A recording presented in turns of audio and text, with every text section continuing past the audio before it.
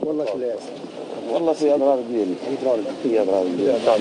البنى التحتيه تقريبا هلا جهزناها، يعني شبه جاهزه 90%، بس الشبكات الهوائيه هلا عم نجهزها. تكون الكهرباء ماشيه.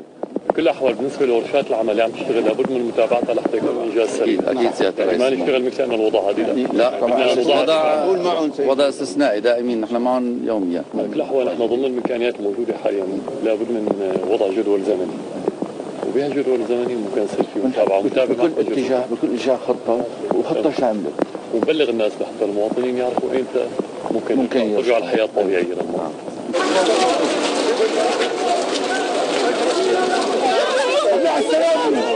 احنا معك حتى الموت. حتى الموت. الحمد لله. اللي ما تاخرت ولكن اعطيك فرصه الله يحميك وجهك. الدوله دخلت. والله دخل من غيرك والله. الان بدنا كلنا نحاول نرجع نعبرها. ان شاء الله. قال بابا عمر افضل بكثير من كانت ما كانت من قبل.